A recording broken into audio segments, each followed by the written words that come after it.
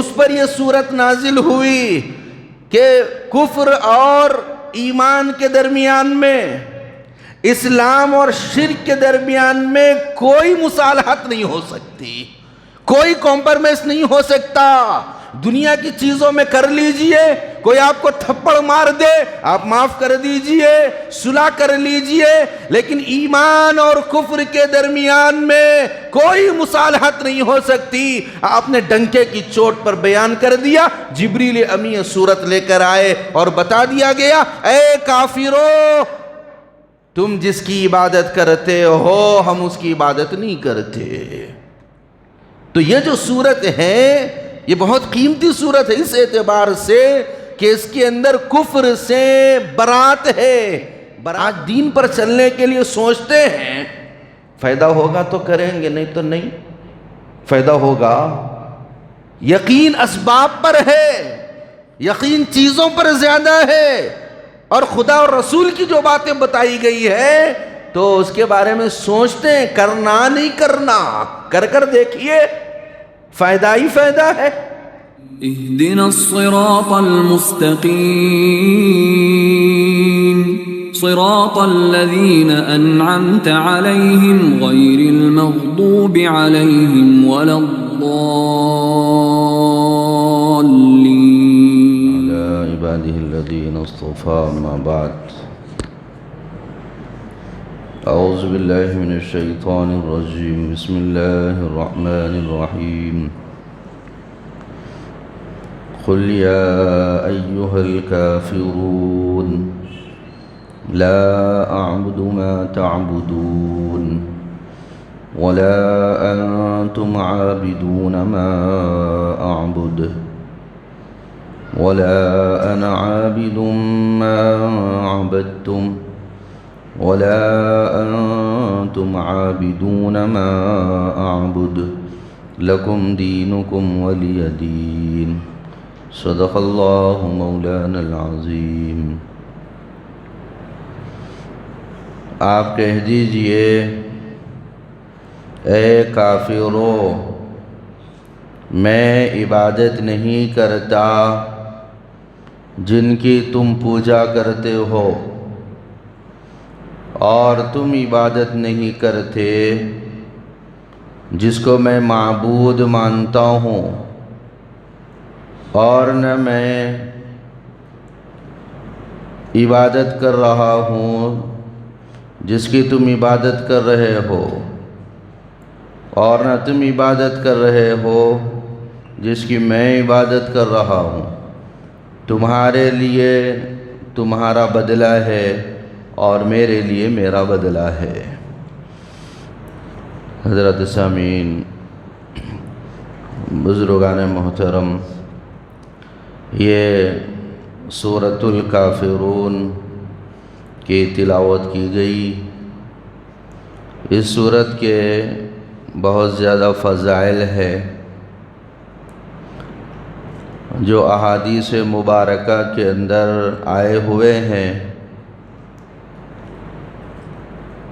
اما جان حضرت عائشہ صدیقہ رضی اللہ عنہا بیان فرماتی ہے کہ حضور اکرم صلی اللہ علیہ وسلم اکثر و بیشتر نماز فجر کی سنتوں میں اور نماز مغرب کی سنتوں میں سورۃ الکافرون اور سورۃ الاخلاص کی تلاوت فرمایا کرتے تھے۔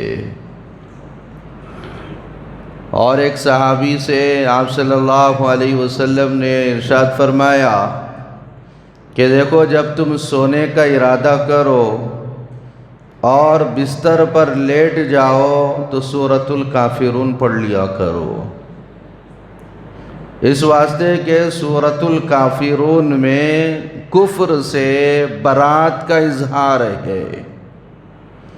ہم کفر کو پسند نہیں کرتے، ہم کفر پر راضی نہیں ہے، اور ہم کفریہ اعمال سے بیزارگی کا اظہار کرتے ہیں اور توحید کو پسند کرتے ہیں۔ اور کاروبار اور بزنس میں اور سفر میں بھی سورت کی تلاوت بہت مفید ہے۔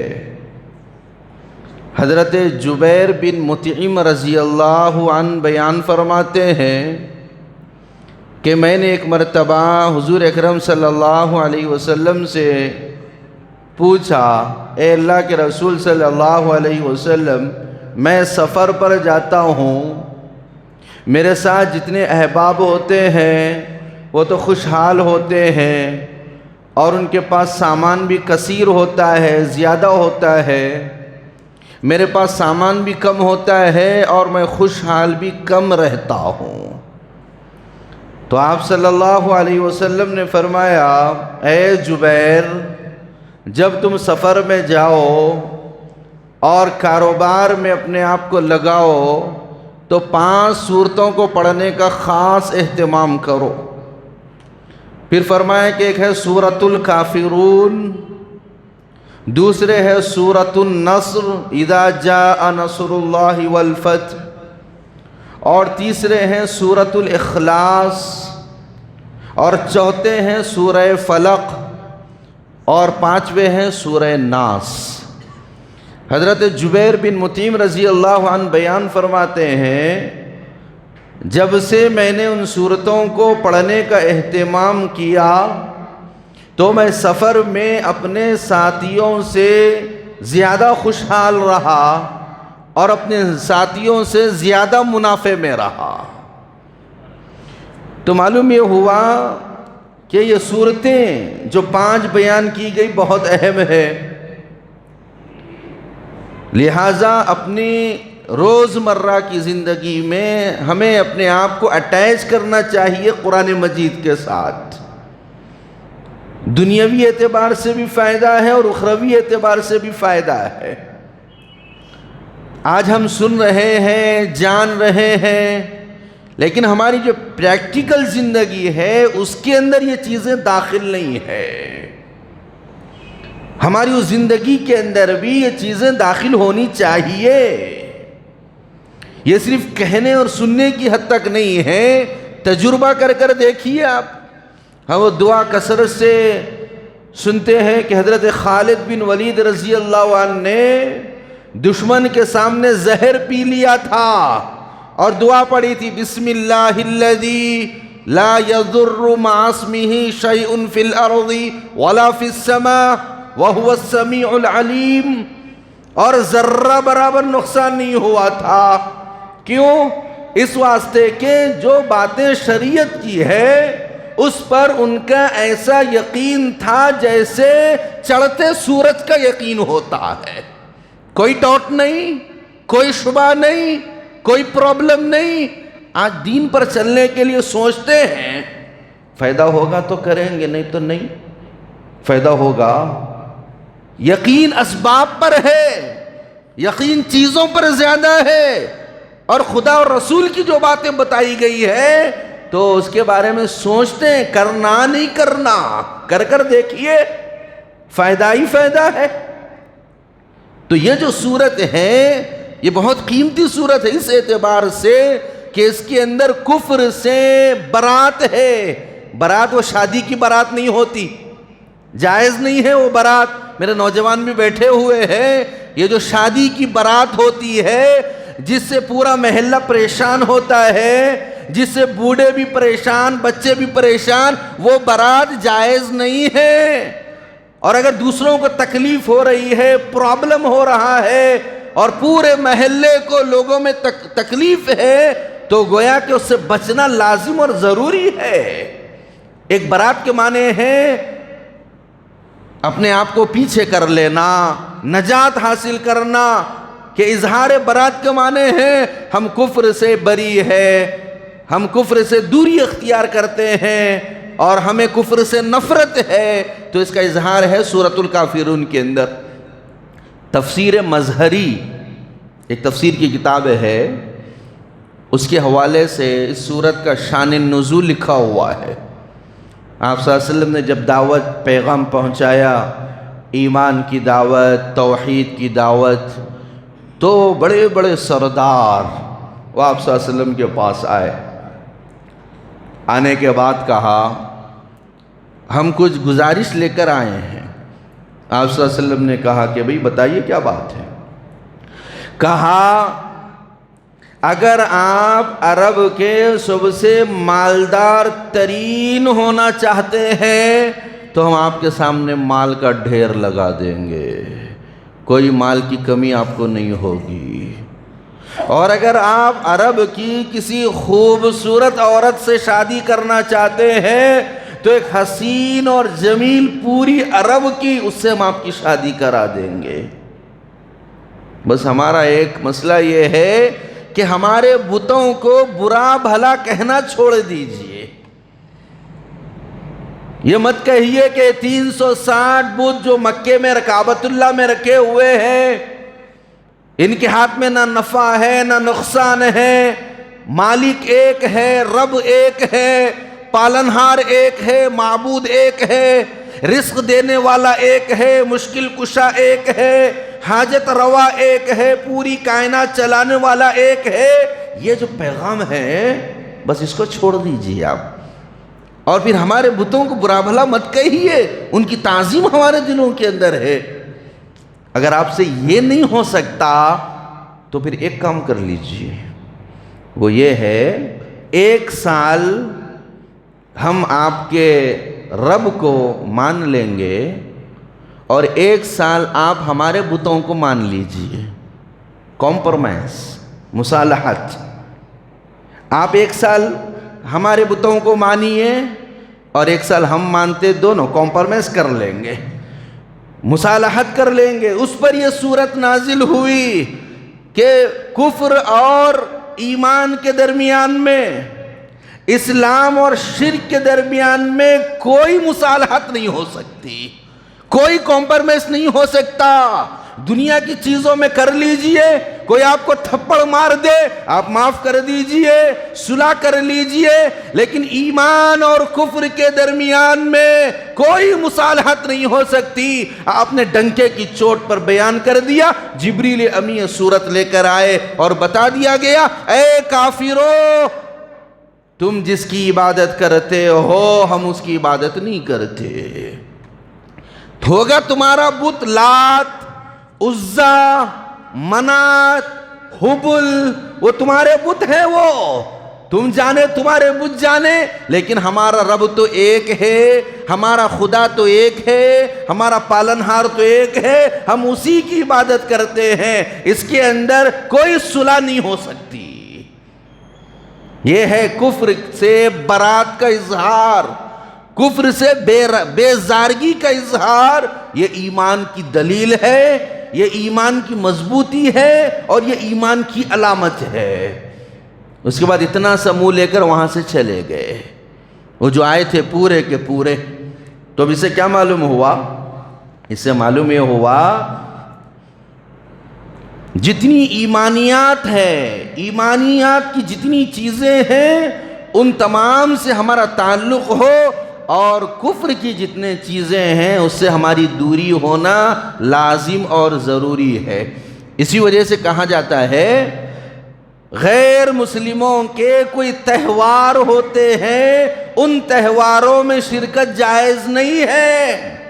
گنیش پوجا آپ وہاں پر چلے جائیں یا کوئی اور پوجا اس کے اندر شرکت کر لے، ان کے کسی بھی تہوار کے اندر شرکت نہیں کی جا سکتی۔ کیوں؟ آپ کریں گے تو آپ اس بات کا ثبوت دے رہے ہیں کہ میں تمہارے اس عمل کو صحیح مانتا ہوں، آپ شرکت کر کے بتلا رہے ہیں۔ اس واسطے نہیں، میرا اس سے کوئی تعلق نہیں ہے، میں مسلمان ہوں، میں نبی علیہ السلام کو فالو کرتا ہوں، نبی علیہ السلام کے طریقوں پر اور شریعت کے بتائے ہوئے طریقوں پر میں چلتا ہوں، اس سے میرا کوئی تعلق نہیں ہے۔ آپ حسن سلوک سے رہیے، اچھا سلوک کیجئے غیروں سے، اسلام اس سے منع نہیں کرتا۔ آپ ہندوؤں سے، غیروں سے، غیر مسلموں سے اچھا سلوک کیجئے، اچھا برتاؤ کیجئے، اچھے اخلاق سے پیش آئیے، یہ الگ چیز ہے۔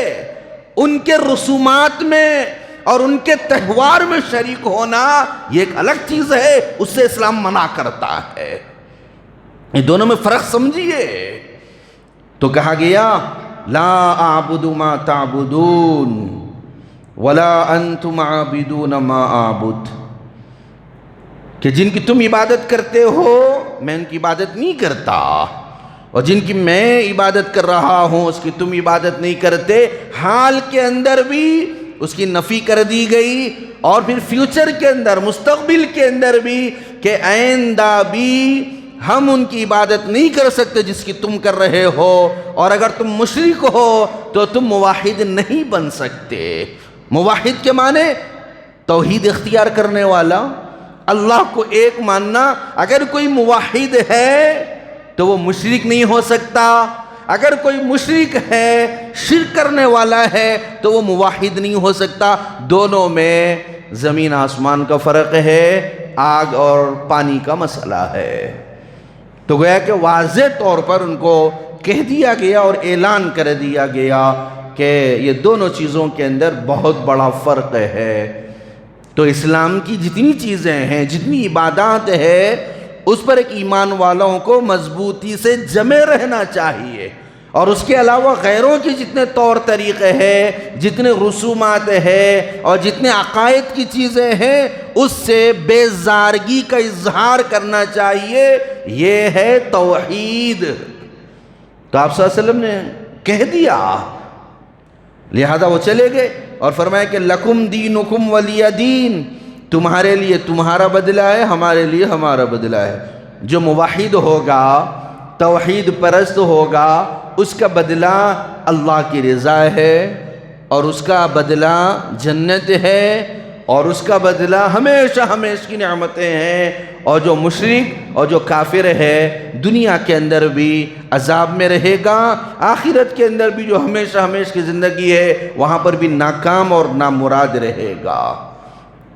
لہٰذا یہ سورہ کافرون، اس کو پڑھنے کا خاص اہتمام کرنا چاہیے، جیسا کہ حضور اکرم صلی اللہ علیہ وسلم فجر اور مغرب کی سنتوں میں اس کو پڑھا کرتے تھے، اور اسی طریقے سے سونے سے پہلے جہاں پر اور اذکار ہم پڑھتے ہیں وہیں پر سورۃ الکافرون پڑھنے کا بھی ہمیں اہتمام کرنا چاہیے۔